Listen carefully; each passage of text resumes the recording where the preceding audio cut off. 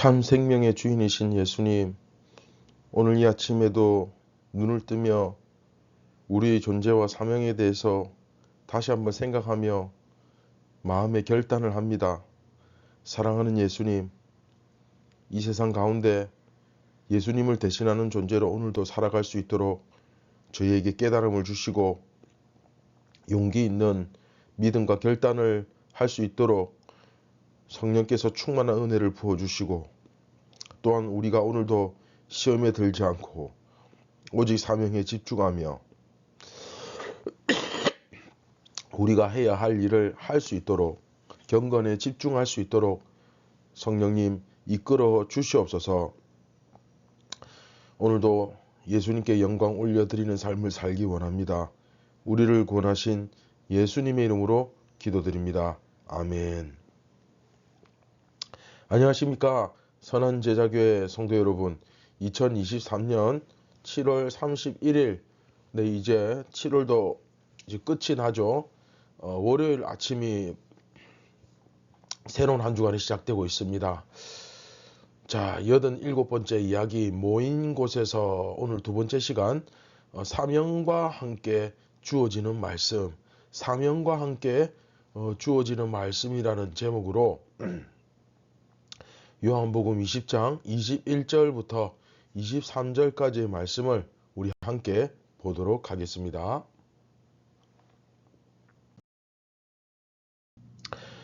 예수께서 또 이르시되 너희에게 평강이 있을지어다.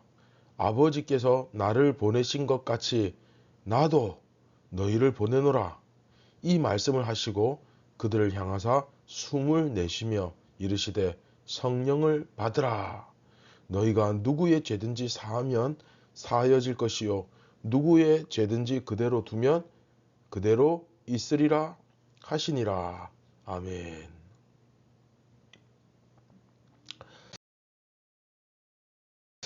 네, 지난 시간 말씀 다시 한번 우리 되새겨 보겠습니다. 제자들이 가지고 있는 두려움이 무엇인가? 지난 시간 그것에 대해서 살펴보았죠. 특별히 현실적인 두려움, 그렇죠? 이들이 가지고 있던 가장 큰 두려움이었고 그 당시 초대 유대인 교회가 가지고 있던 두려움이기도 했죠. 그리고 그 두려움의 결과는 무엇이었습니까? 네, 기억나시죠? 문을 닫아버리는 거죠. 그리고 마음의 문도 굳게 닫아버리게 됩니다. 그리고 이어서 영지주의, 그렇죠? 영지주의와 관련해서 요한 1서를 가지고 설명했죠. 기억나시죠? 영지주의자들과의 이 대결, 이단들과의 대결, 이것을 이해하지 못하면 요한 1서를 이해할 수 없듯이 또 이번 이야기에서도 공교롭게도 그 부분이 들어가 있습니다. 그래서 육체의 부활을 굉장히 강조하면서 그와 관련된 내용이 나왔었습니다. 그 육체의 부활의 결과가 무엇이냐? 너희에게 평강이 있을지어다. 네, 기쁨이죠, 기쁨. 그렇죠.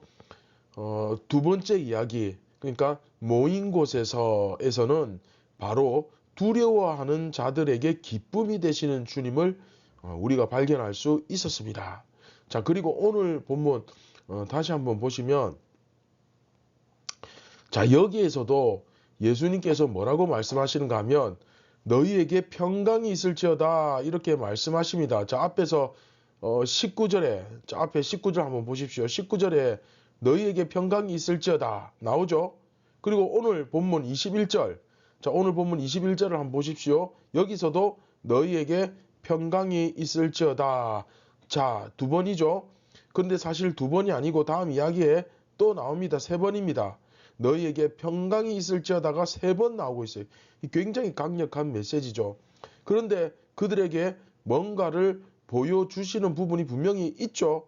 처음으로 제자들을 만나신 자리에서 두 번 너희에게 평강이 있을지어다 라고 이렇게 말씀을 하셨다는 것은 분명히 그 확실성, 그렇죠, 증거로서의 확실성을 나타내어 주시는 말씀 틀림없습니다. 물론 이후에 도마에게 보이시기 위해 다시 나타나셨을 때에도 세 번째 너희에게 평강이 있을지어다가 있습니다만은 이제 그것은 다시 모였을 때 하신 말씀이니까 그 26절을 참조하시고요. 어쨌든 이 자리에서, 즉 처음으로 제자들을 만나신 자리에서 너희에게 평강이 있을지어다 라고 두 번 말씀을 하시잖아요. 이건 역시 뭐다? 네, 예수님의 부활에 대한 그 확고함을 드러내어 주는 장치다라고 할 수 있습니다. 그리고 이렇게 두 번의 평강을 선언하시는 것은, 자, 중요합니다. 제자들에게 사명을 주시는 것과 연결되는 것을 볼 수 있습니다. 다시 말하면 사명과 관련해서 두 가지를 주시는데 그 첫 번째가 뭐냐? 바로 거듭남입니다. 한번 따라봅시다. 거듭남. 네. 예수님의 육체적 부활에 의해서 제자들에게 기쁨과 평강이 주어졌고, 자, 육체적 부활, 그렇죠? 기쁨과 평강이 주어졌고 그 결과로서, 그리고 이제 하나님, 그렇죠? 하나님 아버지께서 예수님을 세상에 보내신 것처럼 제자들도 예수님에 의해서 세상에, 그렇죠, 보내어질 것입니다. 이게 뭡니까? 사명이죠. 그렇죠? 그렇기 때문에 바로 그것을 위해서 성령을 받게 되는 거죠. 자, 중요한 내용 지금 나오죠. 성령을 왜 받는다고요? 예수님에 의해 세상에 보내지기 위해서, 보냄을 받기 위해서, 사명을 위해 첫 번째 주어지는 것, 메시지, 그게 뭡니까? 네, 바로 이 거듭남의 비밀인 것입니다. 예수님께서 이 세상에 오신 것처럼 우리도 이 세상에 보냄을 받는데 그것을 위해서 받아야 하는 것이 뭐다? 네, 바로 성령이다라는 거예요. 그런데 이 성령을 받을 때 예수님께서 독특한 표현을 쓰시죠. 숨을 내쉬면서 후 하시면서 말씀하십니다. 성령을 받으라. 자, 이 말씀은 창세기 2장 7절 말씀을 이해하면 더 쉽게 이해할 수 있습니다. 자, 창세기 2장 7절, 인간을 창조하실 때 말씀 떠올리는 장치죠. 여호와 하나님이 땅의 흙으로 사람을 지으시고 생기를 그 코에 불어넣으시니 사람이 뭐가 되니라? 생명이 되니라. 네, 이 제자들이야말로 진정한 하나님 나라의 백성이고 정말 재창조된 진정한 인간인 것입니다. 이게 바로 진정으로 거듭남의 비밀이죠. 자, 굉장히 중요합니다. 예수 그리스도로 말미암아 성령으로 거듭나야만 진짜 살아있는 것입니다. 다시 한번, 예수 그리스도로 말미암아 성령으로 거듭나야만 진짜 살아있는 거예요. 물론 사람들은 다 숨을 쉬죠. 그렇죠? 숨 안 쉬는 사람이 어디 있습니까? 예수님을 믿지 않는 불신자들도 다 살아있죠. 살아있지만 진정한 의미로 살아있기 위해서는, 그러니까 진정한 의미에서 이 사람이 살았다 이렇게 말할 수 있기 위해서는 예수 그리스도를, 그렇죠, 믿음으로 말미암아 성령을 받아야만 진정한 생명이 된다라는 것을 여기서 알 수 있죠. 여기서 가르쳐 주고 있는 겁니다.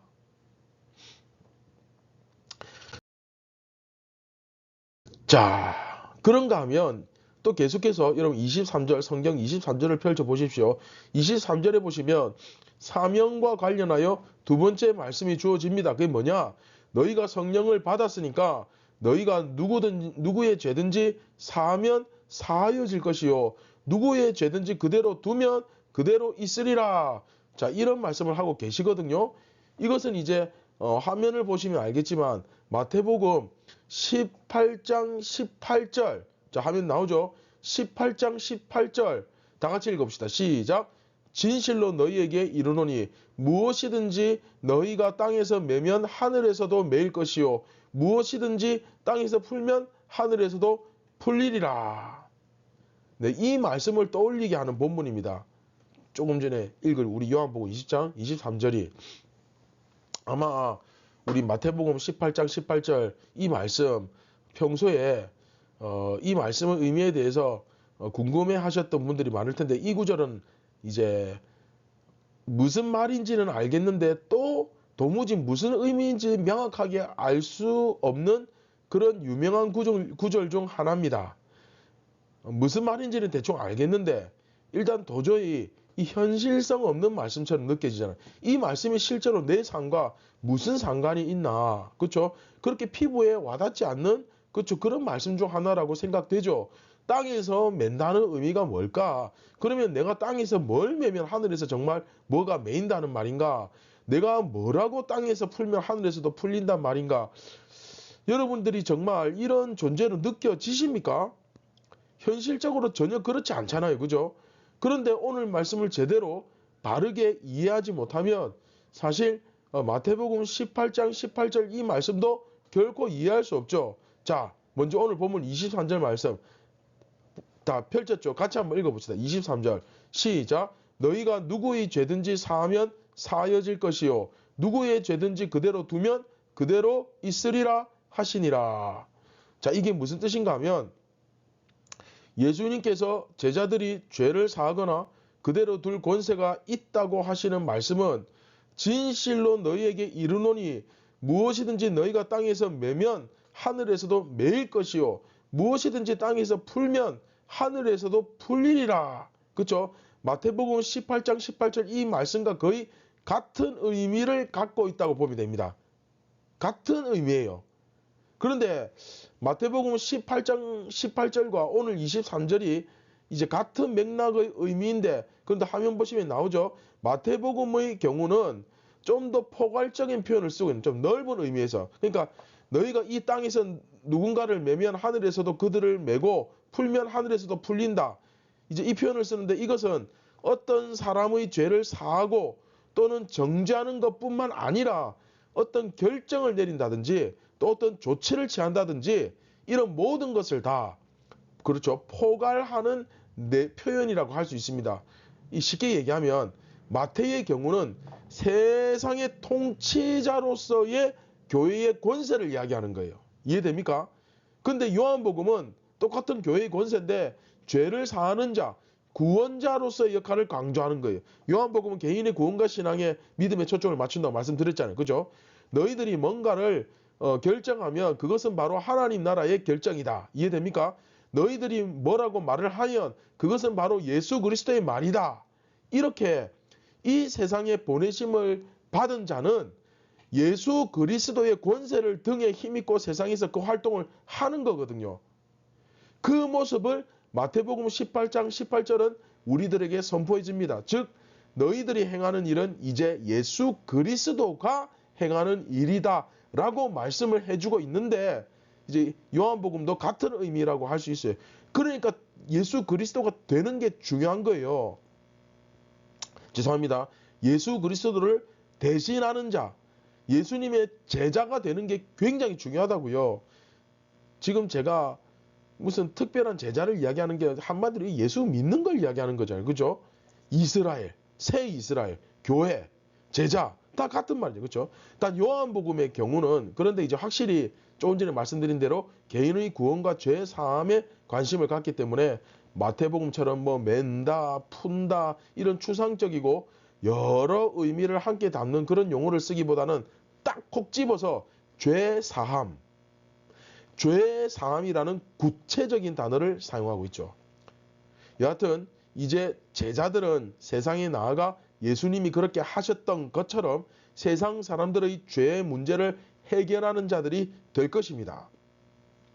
즉 마태복음처럼 포괄적인 표현을 쓰기보다는 죄 사함에 집중하고 있습니다. 따라서 요한복음은 각 개인의 구원과 죄 사함에 굉장히 관심을 많이 갖는 복음서다 보니까 여기서도 너희가 누구의 죄든지 사하면 사여질 것이요 누구의 죄든지 그대로 두면 그대로 있으리라. 이런 표현을 통해서 우리에게 사람들을 구원하는 권세가 주어졌다라는 것을 여기서 또한 보여줍니다. 자, 지금까지 두 가지 설명드렸는데 잘 이해되셨습니까? 자, 말씀을 맺도록 하겠습니다.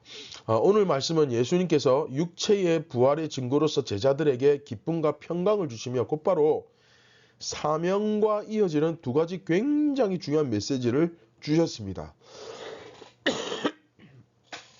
하나는 진정한 거듭남의 비밀이고 또 하나는 죄를 사하는 권세가 주어지는 것이죠.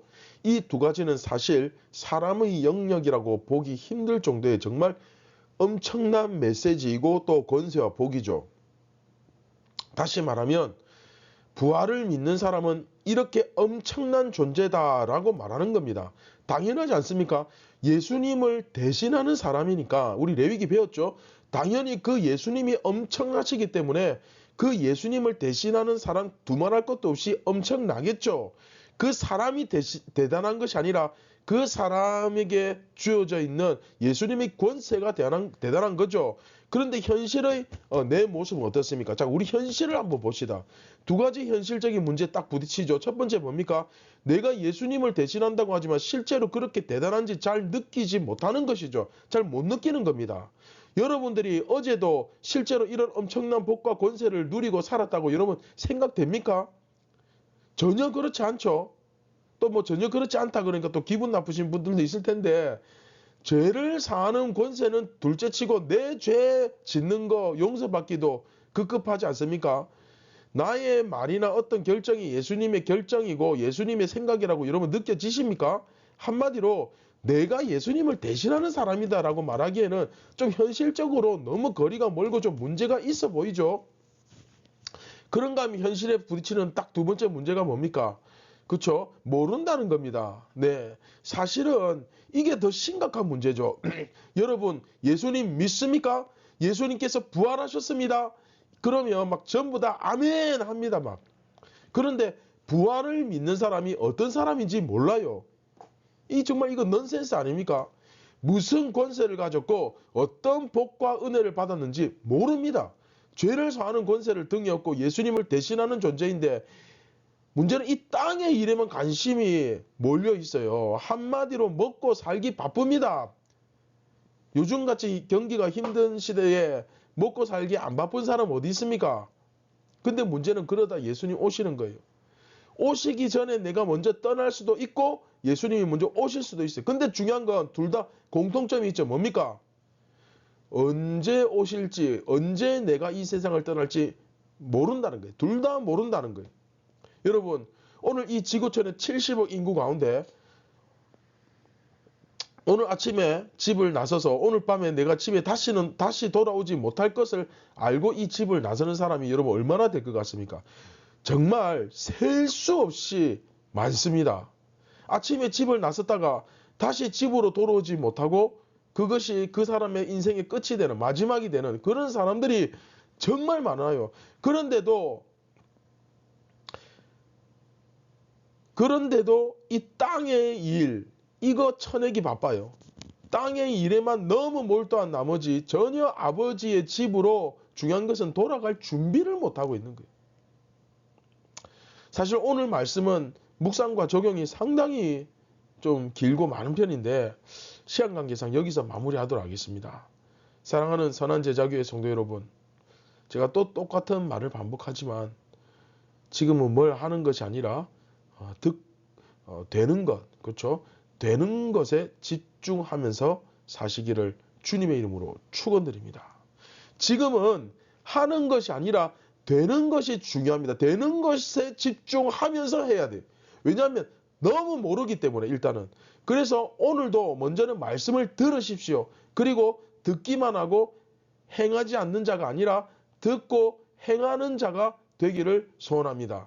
예수님의 가르침과 여러분의 삶이 따로 떨어져 있는 것이 아니라 하나로 딱 붙어 있어야 된다는 사실을 머리로 가슴으로 인지하고 말씀과 내 삶의 거리가 현실적으로 자꾸 멀어지면 깨어나야 됩니다.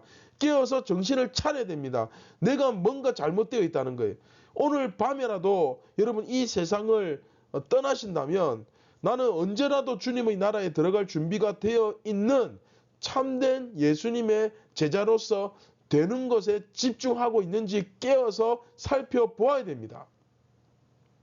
오늘 하루도 정말 그런 엄청난 권세와 복을 누릴 수 있는 예수님의 제자, 참 진실된 그리스도인, 새 이스라엘, 교회의 정체성을 가진 성도가 되기를 주님 이름으로 축원드립니다. 네, 다 함께 말씀을 기억하시면서 우리 함께 기도하겠습니다. 참 좋으신 예수님, 저희에게 십자가의 은혜를 통하여서 이 엄청난 권세와 기쁨과 또 복을 주심을 감사드립니다. 사랑하는 예수님, 오늘도 저희가 세상 일에만 몰두하고 너무 깊이 빠져 미처 우리의 집으로 돌아갈 준비를 하지 못하고 이렇게 정말 중요한 것을 놓치며 살고 있진 않은지 주여 잘 돌아보고 깨닫게 하여 주옵소서. 내 육신의 눈이 아니라, 이 교만의 눈이 아니라, 죄악의 눈이 아니라 예수님의 눈으로 나 자신을 바라볼 수 있게 하여 주시고, 오늘도 깨닫는 것이 은혜인 줄 믿습니다. 깨닫게 하여 주시고 돌이키게 하여 주시옵소서. 감사를 드립니다. 우리를 구원하신 예수님의 이름으로 기도드립니다. 아멘. 사랑하는 선한 제자교회 성도 여러분, 오늘 사실 제가 좀 목이 많이 아프고 건강이 좋지 못해서 사실 경건의 시간을 준비할 수 없는 상황이었는데, 또 하나님의 은혜로 막상 또 시작하니까 좀 몇 번 기침을 했지만 그래도 이렇게 목소리가 나오는 것이 정말 하나님의 은혜이고 감사 제목입니다. 오늘 여러분들도 비록 세상의 일이 바쁘긴 하지만 그 바쁨 속에서 내 정체성과 내가 정말로 해야 할 삶의 우선순위를 찾아가는 그런 복된 하루가 되시기를 바랍니다. 그러면 전별금처럼 보너스처럼 또 주시는 그런 귀한 은혜가 있습니다. 네, 그런 정말 수많은 은혜와 복들을 좀 누리면서 기쁘게 살아가는 여러분들이 되었으면 좋겠습니다. 감사합니다.